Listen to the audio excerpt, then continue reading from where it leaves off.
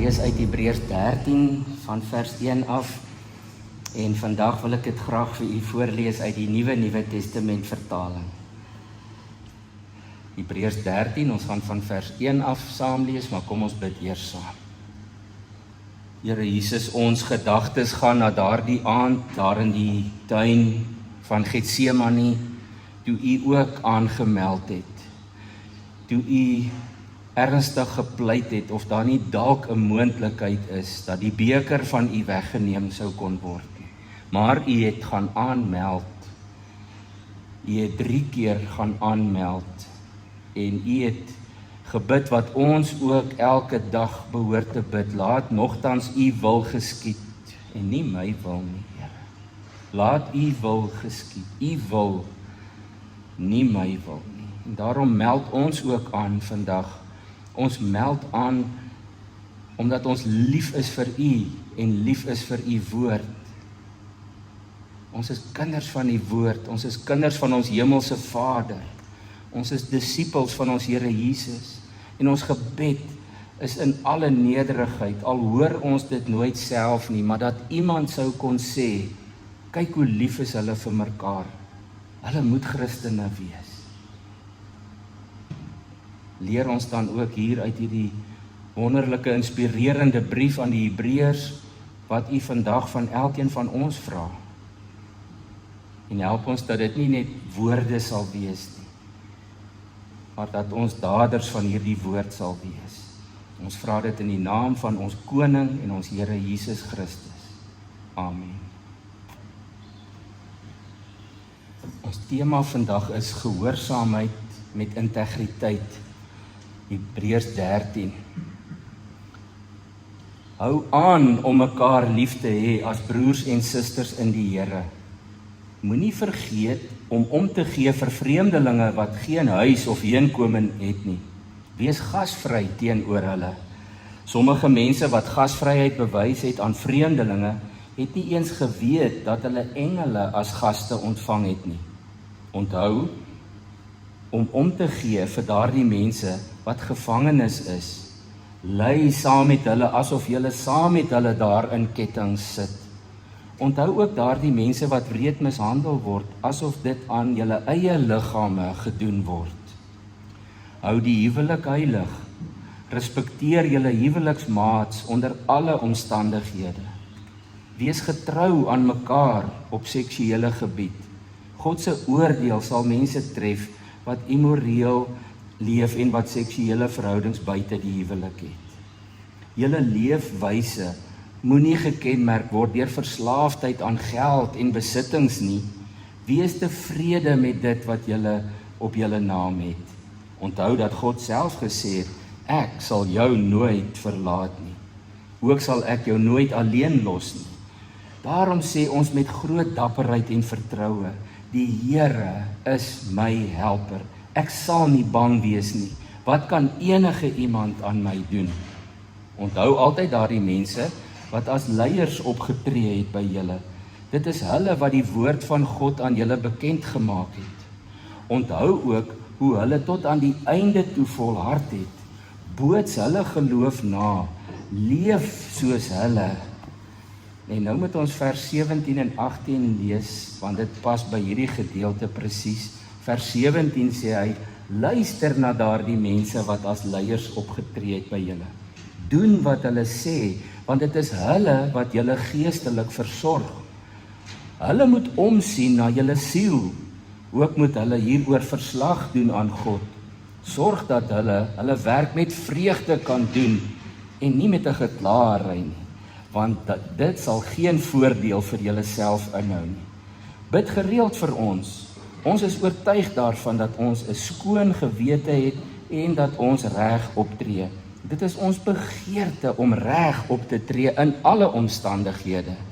Meer as ooit pleit ek by julle om te bid, sê die skrywer, sodat ek vinnig teruggestuur kan word daarna julle toe. En dan nou terug by vers 8, want hier begin nou 'n nuwe gedagte eenheid. Hy sê, Jesus Christus is altyd wie hy is. Hy is altyd getrou aan homself, of dit nou gister is, of vandag, of tot in die verste ewigheid. Moenie mislei word deur uiteenlopende vreemde leringe nie. Dit is goed en reg as julle lewe innerlik sterk gemaak word deur God se genade, nie deur godsdienstige kosgebruike nie. Dit het niks gehelp vir diegene wat hulle lewens daarop gebou het nie. Ons het nou 'n nuwe altaar ontvang waar ons mag eet. Diegene wat nog diens doen in die tabernakel het geen reg om hier te eet nie. Daar by hulle word die bloed van diere nog deur die hoëpriester in die heiligdom ingebring. Hierna word die diere verbrand buitekant die kamp. Net so het Jesus daar buitekant die hek van die stad gelei. Hy het dit gedoen sodat hy deur sy eie bloed God se volk kan heilig maak. Hy het gesorg dat hulle nou God se spesiale eiendom is. Kom ons gaan uit na hom toe.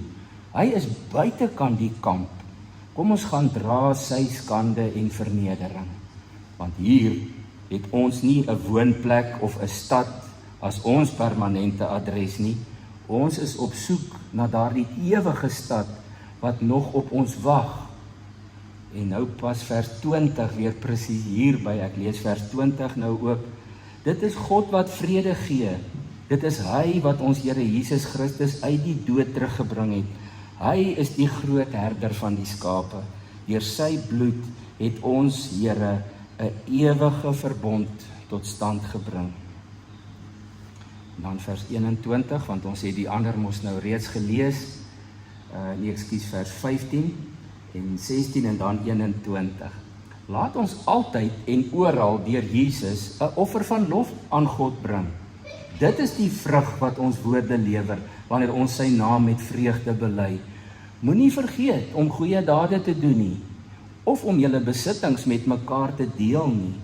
Sulke offers maak God se hart baie tevrede en bly. En dan vers 21, mag God julle toerus met alle goeie dinge om julle in staat te stel om sy wil te doen. Mag hy daardie dinge in ons doen wat aan hom groot vreugde gee. Mag hy dit doen deur Jesus Christus. Aan hom behoort al die eer van ewigheid tot ewigheid. Amen. En dan daardie laaste 3 verse is net die groete. Ek gaan dit net baie vinnig lees. Hy sê, liewe geloofsfamilie, ek pleit by julle om hierdie boodskap van bemoediging te aanvaar en julle eie te maak, want ek het net kortliks aan julle geskryf. Julle weet dat ons broer Timoteus vrygelaat is. Wanneer hy binnekort daar na julle toe kom, kom ek ook saam om julle te besoek. Groet almal wat as leiers optree by julle, as ook al die heiliges wat aan God behoort. Almal wat uit Italië kom, groet julle. Tot sover. Ja, dis ironies, nee, dat die skrywer sê, ek het nou net kortliks aan julle geskryf, maar dit het ons meer as 8 weke gevat om hierdeur te lees. Vers 1 is vir my baie belangrik, die hele gedeelte is belangrik, maar julle kon nou hoor, ek moes van die paragrawe skuif, want dit pas by die ander gedeeltes. Ek weet nie of die papiere stukkies deur mekaar geraak het nie. Vers 1 het hy gesê, hou aan om mekaar lief te hê as broers en susters in die Here. Hou aan om mekaar lief te hê. En dan ook vers 8, Jesus Christus is altyd wie hy is altyd getrou aan homself, of dit nou gister is, of vandag, of tot in die verste ewigheid. En dan ook vers 16, moenie vergeet om goeie dade te doen nie, of om julle besittings met mekaar te deel nie. Sulke offers maak God se hart baie tevrede en bly. Die brief aan die Hebreërs is nogal 'n lywige stuk brief en instruksie. En net baie vinnig, ons het nou aan die laaste hoofstuk gekom, maar die Bybelstudie Dinsdae-aande gaan ook oor Hebreërs. Die groot tema sal julle sommer kan onthou, soos wat ons dit deurgegaan het. Ek lig net die heel grootste gedagtes uit, en dit is dat Jesus Christus ons volmaakte hoëpriester is. Dat hy die een is wat 'n beter verbond vir ons gebring en ingestel het. Dat hy eenmalig vir altyd geoffer is ter wille van die sondes van die mensdom, en dat ons deur hierdie skrywer uitgenooi en aangemoedig word om met vrymoedigheid na God toe te gaan. Nou hoofstuk 13 het hy nou so amper 'n bietjie van 'n opsomming gegee, maar hy raak ook sommer baie prakties met ons en dit is altyd goed nie, as 'n mens so 'n bietjie gelees het en jy vra jouself af, maar wat moet ek nou doen? Nie dat ons dade God beïndruk of ons optrede of ons werke nie, maar as 'n mens net die teorie hoor, net die woorde lees, net die kennis inneem en dan verander nie iets in jou binneste en in jou lewe en in jou optrede nie, dan het jy hierdie hele tyd gemors en die brief of enige ander brief in die Bybel verniet gelees. So ons gaan net baie vinnig kortliks na 3 punte kyk en dit is dat die skrywer vir ons oproep om met integriteit en in liefde te leef, dat ons in Jesus Christus alleen geanker sal wees en omdat hy praat met mense wat die Joodse agtergrond baie goed ken, julle het gehoor daar aan die einde sê hy, daar's nou nog mense wat daar by die tabernakel met die ou goed besig is, ons is nie soos hulle nie, die offers wat ons bring, is eintlik offers in aanhalingstekens en dit is wat God van ons vra. So die eerste is oor hierdie liefde vir mekaar. Hy sê as broers en susters moet julle mekaar altyd lief hê. Klink dit vir ons bekend? Natuurlik klink dit vir ons baie bekend. Nou, omdat ons soveel wonderlike verskillende Bybelvertalings het en dit gaan waarskynlik, ek het ergens gelees ook oor kopierreg, kan 'n mens nou nie jou Bybel presies soos die ander ene mos vertaal nie. In die Bybelgenootskap mag hulle dit doen, want daar word 'n vertaling net verbeter en verbeter. Maar ander vertalings bring net so 'n ander woord in of 'n ander perspektief. Ek lees baie vinnig net vir julle. Die Nuwe Lewende Vertaling sê, julle moet mekaar steeds met ware broederliefde lief hê. Dis ook die woord wat daar in Grieks gebruik word vir liefde, is broederliefde. Die Lewende Bybel wat vroeër uitgekom het sê, julle moet aanhou om mekaar lief te hê, want julle is broers en susters. Een Engelse Bybel sê, keep on loving each other as brothers and sisters. 'n ander een sê, keep being concerned about each other as the Lord's followers should. Ons behoort dit te doen. En net so laaste Engelse een wat sê, let brotherly love continue. En dit is ook wat die ou vertaling sê, laat die broederliefde moet bly. Dit moet aanhou, dit moet bly. Nou, dis nie iets wat die skrywer sommer gou-gou hier by sit, hier aan die einde nie. Ons het in hoofstuk 6 dit al gehoor by hom in vers 10 en 11, toe hy gesê het, God is nie onregverdig nie, hy sal julle werk nie vergeet nie, en ook nie die liefde wat julle vir sy naam betoon het, deurdat julle medegelowiges gedien het en nog dien nie. Dit is ons vurige wens, sê hy, dat elkeen van julle end uit dieselfde ywer as vroeër aan die dag sal hê, totdat die dinge waarop julle hoop vervul is. Hy praat spesifiek al in hoofstuk 6 van die liefde vir mekaar en om mekaar te dien as medegelowiges. En is ook nie net daar nie, in Hebreërs 10 vers 24 sê hy ook, laat ons na mekaar omsien, deur mekaar aan te spoor tot liefde en goeie dade. Hy skryf deurgangs oor hierdie liefde. Hierdie sogenaamde broederliefde, want ek sê sogenaamd, want dit is 'n spesifieke soort liefde, waarvan die Bybelskrywers gebruik maak, die liefde vir broers en susters in die geloof, dit is die basis van die Christelike lewe. En dis nie nodig vir my om dit vreeslik baie vir julle te verduidelik nie. In die Nuwe Testament kom daardie spesifieke frase om mekaar lief te hê 13 keer direk so voor in die Nuwe Testament. Maar hierdie tema van liefde vir mekaar in die gemeente en die liggaam van Christus, en dan word dit nou ook uitgebrei na liefde vir ander mense, word meer as 20 keer gebruik, of eksplisiet gesê, julle moet mekaar lief hê, of geïmpliseer. Paulus het dit baie graag gedoen, ten minste 9 keer sê hy direk vir die mense vir wie hy skryf en vir ons, dat ons so vir mekaar moet lief wees. Daar is 'n baie bekende vers van hom in Romeine 12 vers 10, julle sal die woorde baie duidelik herken, waar hy sê, betoon hartlike broederliefde teenoor mekaar, bewys mekaar eerbied en wees mekaar daarin tot voorbeeld. Betoon hartlike broederliefde teenoor mekaar. Ook in Efesiërs 5 vers 1 en 2 skryf Paulus oor die liefde. Hy sê, en daar bring hy dit ook met Jesus se offer in verband, net soos die Hebreërs skrywer graag doen. Dit klink amper of hulle ergens so 'n bietjie saam koffie gedrink het, nee. Paulus skryf in Efesiërs 5 vers 1, omdat julle kinders van God is en hy julle liefhet, moet julle sy voorbeeld volg. Lewe in liefde soos Christus ons ook liefgehad en om ons ontwil sy lewe as 'n offergawe gegee het, ja, 'n offer wat vir God aanneemlik was. Paulus skryf dit nie net nie, Petrus skryf ook daaroor.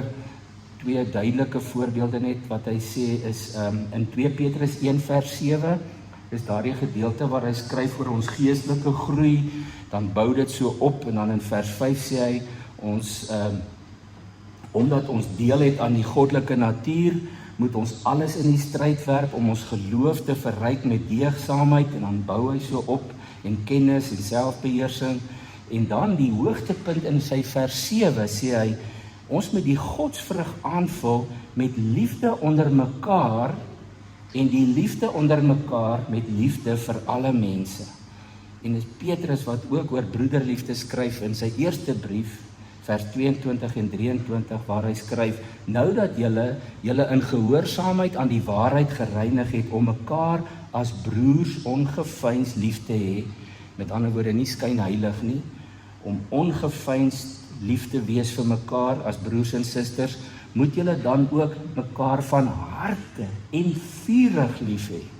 Julle is immers weergebore, sê hy.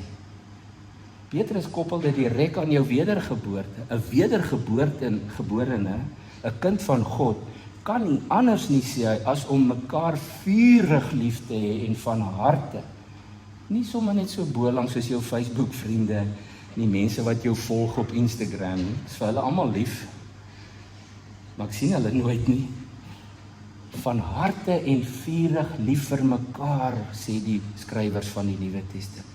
Die 53 vertaling van Petrus klink so, as julle in gehoorsaamheid, julle dan aan die waarheid, julle siele deur die Gees tot ongeveinsde broederliefde gereinig het, moet julle mekaar vurig lief hê uit 'n rein hart, want julle is wedergebore.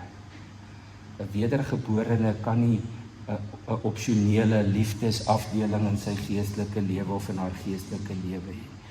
En dis nie net hulle wat skryf nie, die evangelieskrywers praat ook daaroor, terwyl Jesus nog by hulle is en aan hulle die liefde verkondig en demonstreer. Matteus begin sommer, die eerste keer waar hy daaroor praat, is liefde vir die vyand. Dis nie eers broederliefde nie. In Matteus 5 vers 44. En dan die meeste ander plekke is maar waar die getuienis kom dat die hele Ou Testament saamgevat word in die liefdesgebod, soos ons dit noem. Johannes skryf vir ons 3 maal Jesus se woorde direk hieroor neer in Johannes 13 en 15. Julle ken dit baie goed. Ek lees dit graag voor die diens, in die begin van die diens. En dis ook Jesus wat dit nuut noem. Hy sê, ek gee vir julle 'n nuwe gebod. En later in sy brief dan skryf Johannes, maar dis eintlik nie so nuut nie. Julle het dit al van die begin af gehoor. En dis ook in Johannes waar Jesus dit 'n gebod of 'n opdrag of 'n bevel noem, dat ons mekaar moet lief hê. Soos ons gehoor het by die skrywers, nie skynheilige oppervlakkige liefde nie. Johannes skryf dit ook nie net woorde en lippetaal nie.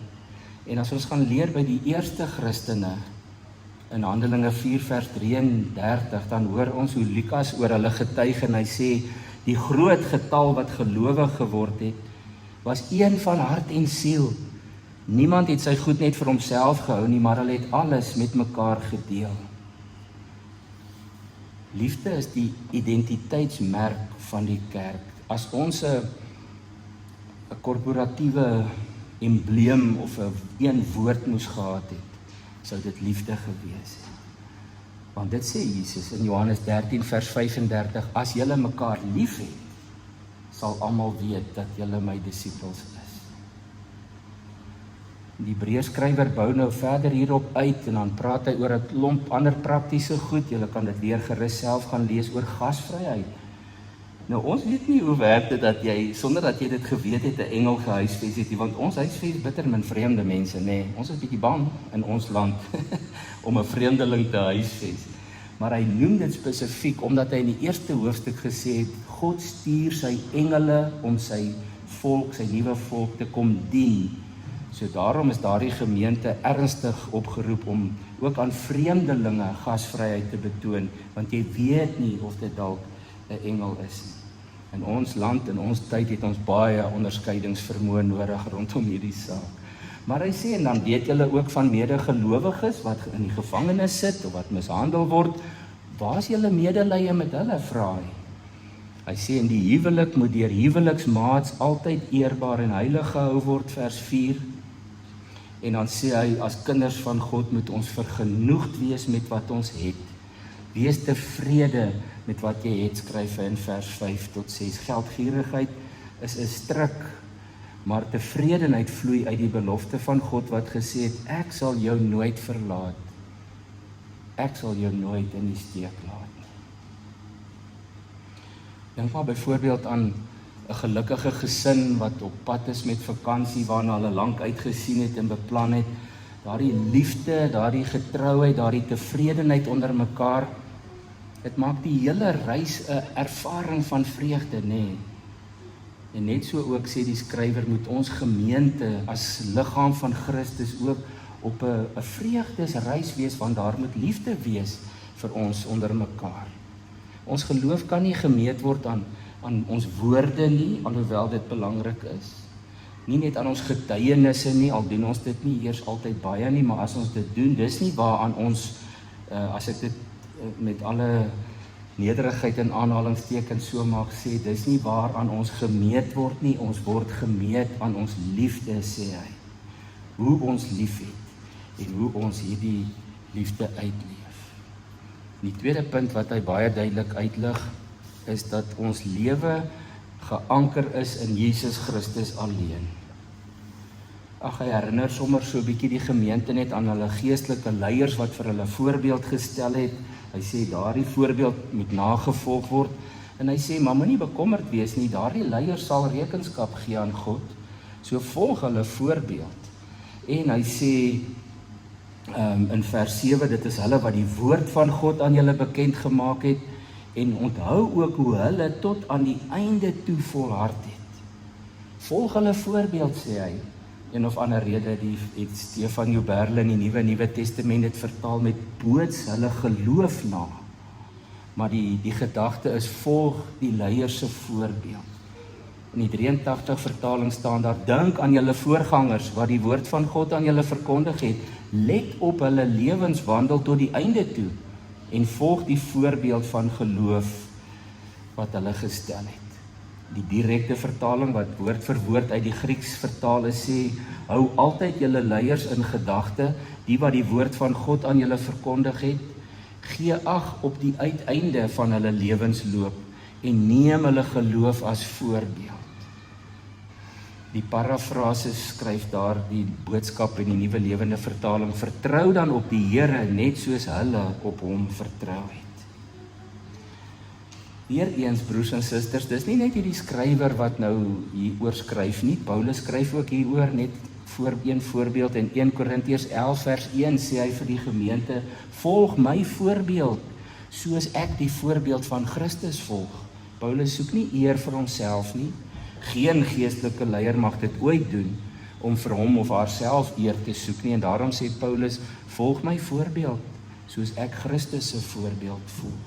En dan kom hy by Christus uit in vers 8, sê die Hebreërs skrywer, Jesus Christus, dit ken julle waarskynlik beter in die 83 vertaling, is gister en vandag dieselfde tot in ewigheid. Hy verander nie. Dank God, hy verander nie.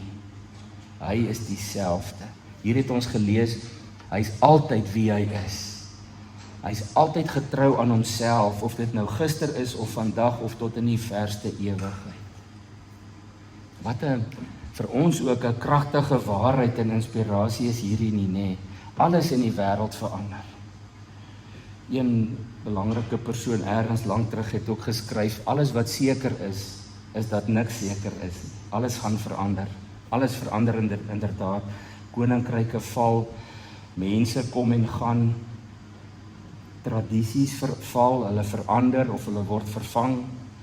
Daar is eintlik nie meer iets soos 'n bakermat nie, iets wat altyd dieselfde bly nie. Mense dink baie keer daar's iets wat altyd dieselfde bly, maar dit doen nie. Net Christus, sê die skrywer, bly dieselfde. Dis ook nie net hier aan die einde waar hy gou-gou so ietsie byvoeg nie, in hoofstuk 1 vers 12, al haal hy uit Psalm 102 aan, as jy so ver terug kan onthou, na die eerste week van die tema toe, daar skryf hy, soos klere sal u dit oprol, ja, soos 'n kledingstuk sal dit vervang word, maar u bly dieselfde en u jare het geen einde nie. Dis nie sommer net ietsie wat hy terloop sê nie, Jesus Christus bly dieselfde tot in alle ewigheid. En daarom waarsku die skrywer ons. Hy sê, moenie julle laat meevoer deur allerhande vreemde leringe in die vers 9.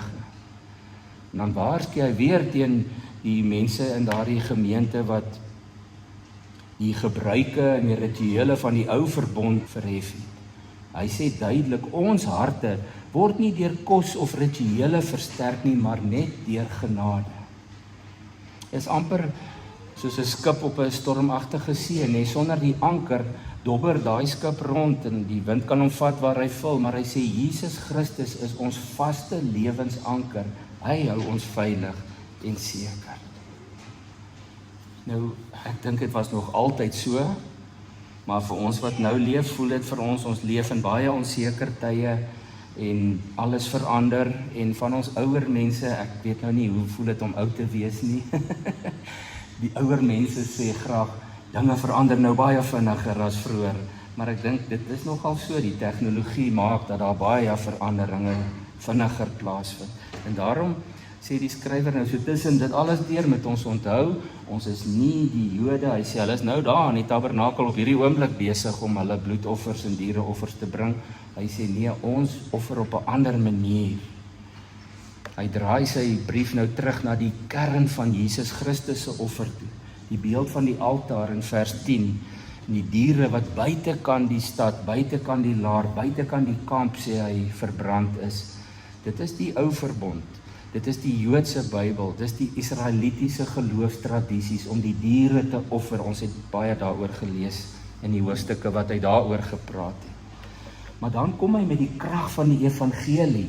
Vers 12, daarom het Jesus ook buitekant die stadspoort gelei, om die volk deur sy eie bloed van hulle sonde te reinig. Hy herinner hier aan die einde ons weer daaraan.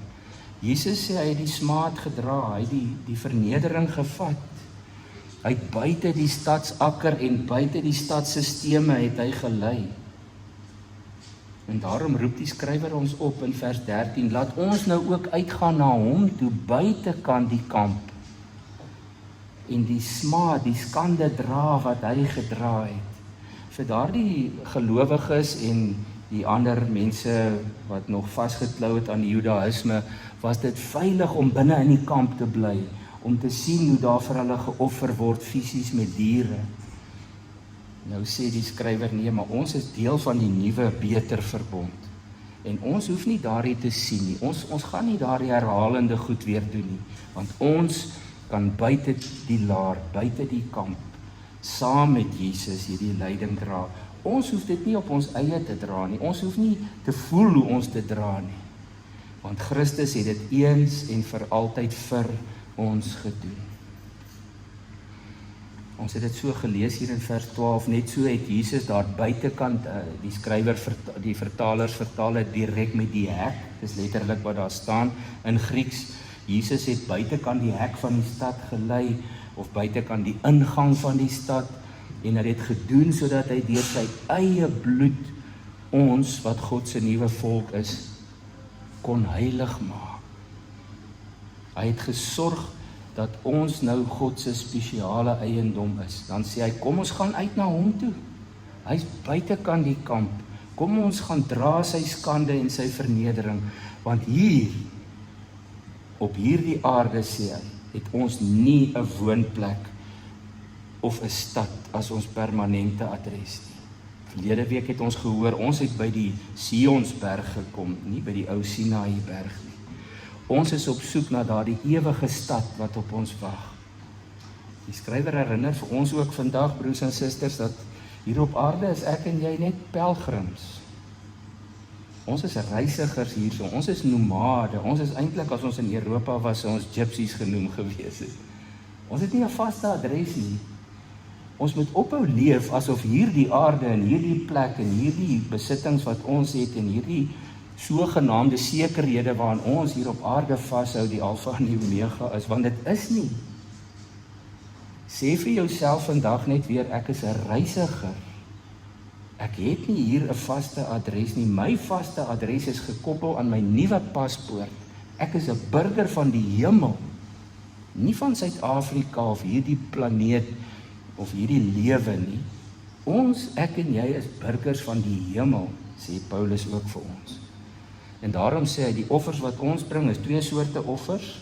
Dis offers van lof, vers 15, ons belydenis, ons woorde, ons lewe moet die Here loof. Dit is die offers wat ons bring. En dan sê hy baie duidelik in vers 16, ook ons dade, om mededeelsaam te wees, om waaragtig om te gee vir mekaar. Daar staan, moenie vergeet om goeie dade te doen nie, of om julle besittings met mekaar te deel nie. Sulke offers maak God se hart baie tevrede en bly. Ons het gehoor van die eerste Christene, ek hoef julle nie dit weer vir julle te lees nie, in Handelinge 4 vers 33, wat dit toegepas het. Ons is die liggaam van Christus, hier ook plaaslik, en daarom kan die skrywer ook vir ons dit sê, moenie nalat om goeie dade te doen nie. En dan weet ons wat Johannes geskryf het, in 1 Johannes 3 vers 18, daardie liefde, ons liefde, mag nooit net lippetaal wees nie. Dit moet met die daad bewys word, sê hy, en dan in opregtheid. Dit is so wonderlik hoe al die skrywers van die Nuwe Testament ergens by mekaar aansluit met dieselfde gedagte. Christus Jesus is ons verlosser, hy is dieselfde gister, vandag en tot in ewigheid, en om hom te eer, moet ons lief wees vir mekaar en dit met dade ook bewys. Ons weet dit vandag, ek en jy, ware aanbidding is nie beperk tot ons wat ons op 'n Sondag doen en miskien net vir 'n klein rukkie van die Sondagoggend doen nie. Dis ons hele lewe. Mense gaan nie sê, kyk daar, hulle is Christene, hulle kom Sondag by mekaar nie. Dan mis ons die punt. Hulle moet dit ook asseblief sê. Maar hulle moet eerder sê, kyk hoe lief is hulle vir mekaar. Hulle moet Christene wees. En daarom eindig die Hebreërskrywer sy brief ook met hierdie groot boodskap en blydskap. Jesus Christus alleen is ons anker en hy is genoeg. Hy het eens en vir altyd vir my en jou die burgerskap gekoop waarvan ek en jy nou deel het. Nou, kom ons sluit af. As die skrywer vir ons ook vandag sê, ons moet leef in liefde, in reinheid en tevredenheid. Hoe gaan jy dit hierdie week doen? Hoe gaan ek en jy en elkeen vir onsself vandag 'n voorneme maak om hierdie week in liefde te gaan leef? Hoe gaan ons oë op Jesus Christus gefestig hou as ons enigste ware anker? Waar ons dalk gevra word om weg te kyk van ander sogenaamde sekerhede af en te weet en te besef, Jesus Christus is die enigste onveranderlike. En as die Here van my en jou vra om offers te bring, offers van lof of offers van dade, hoe gaan ons dit hierdie week doen? Dit help nie, ons gaan nou huis toe en ons sê, daar, Hebreërs is ook nou klaar, en ons ook maar 'n lang reeks en ons het so baie inligting gekry. Maar as die inligting, as die kennis, as die woorde nie ons gesindheid en ons hart verander nie, dan het ons tyd gemors. So dink 'n bietjie, maak vir jouself in jou kop 1 of 2 aantekeninge, as jy een is wat skryf dit neer. Hoe gaan jy hierdie week vir God 'n offer bring? die offer wat hy graag wil hê, praat ek nou van. As ons nie dit vasmaak en dit nou gaan doen nie, dan het ons mekaar se tyd gemors. Kom ons bid saam. Here Jesus, saam wil ons net vir U verskriklik dankie kom sê dat U gister en vandag dieselfde is en tot in ewigheid. U is die enigste ware God. U is die enigste onveranderlike. U is die enigste verlosser, maar U is ook ons koning. U is ons Here en ons meester, ons voorbeeld. U vat ons aan die hand en lei ons in U voetspore om lief te hê soos U liefhet, om te gee soos wat U omgee, om mededeelsaam te wees en tevrede te wees en vol vreugde te leef soos U geleef het. Wys vir my wat ek prakties kan gaan doen as ek hier vanaf hierdie week ingaan, Here. Ek wil U loof. Ek wil aan U 'n offer van lof bring. O Heilige Gees, lei ons oor presies hoe ons dit moet doen. Amen.